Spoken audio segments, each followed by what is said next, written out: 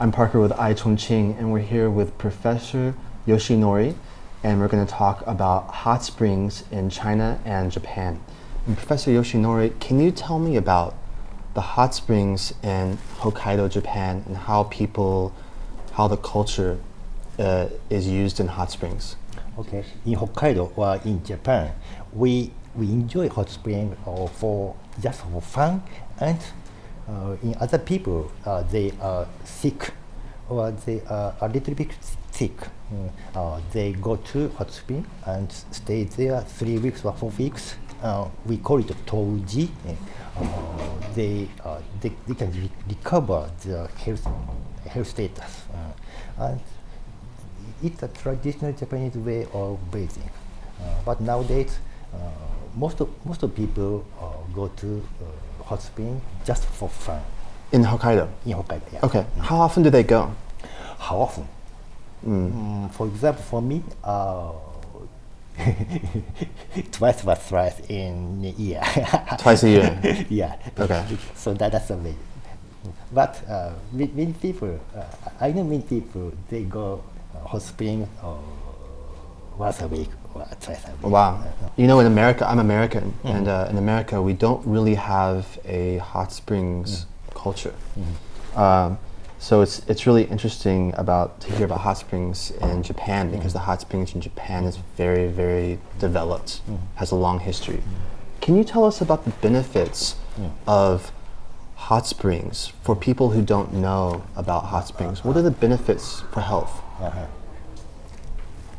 I think in American people usually take a shower, not bathe in, not bathe, but the complete difference is the shower and bathe, bathing, take a bath. So hot spring means a very big bath.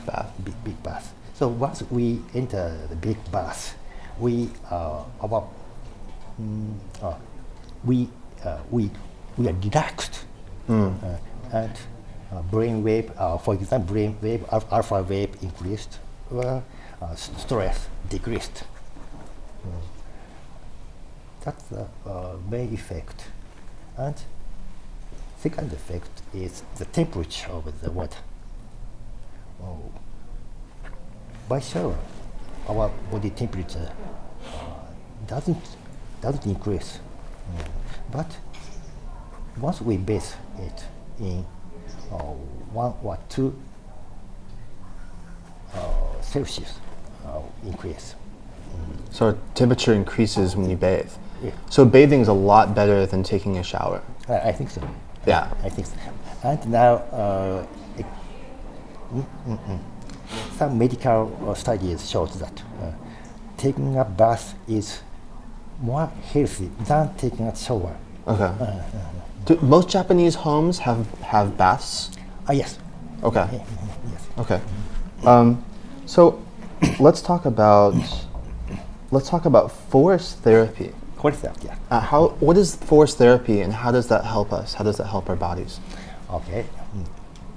In the forest, you can see the green, and you can feel the aroma from the trees, trees and grasses. That makes those make you relaxed and get rid of the stress, and blood pressure decreases and stress market also improves. Sure. So it's another way to relax. Yes. And how can hot springs and onsen be used together with forest therapy? I think it's the best way. So hot spring, like in Chongqing, it's a mountainside and hot springs. So after bathing or after hot therapy, working in the forest, we recommend you to bathe. Okay. To bathe the hot spring. Yeah. Okay. So we do both together. Yeah, the best yeah. way is to do both together. That's the best way. How can the Japanese development and experience be used here in Chongqing with onsen, hot springs, and forest therapy?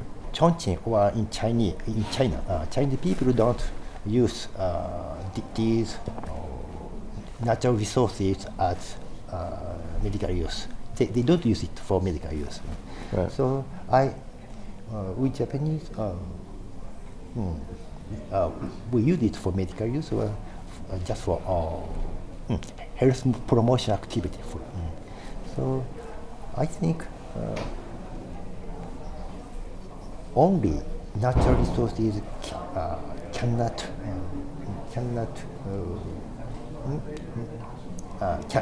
be a medical remedy Sure. for disease. Sure. But combined with Western therapy or something like that, it is very important and it's a very effective way to improve our health. Sure.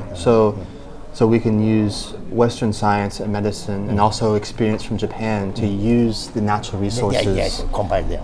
in Chongqing. Yes. I Okay. think so. Okay. I know you're rushed for time. I think we did 5 minutes, so I really appreciate your time, Professor Yoshinori. I really Thank you very appreciate it. much. Thank you. Thank you very much. Thank you.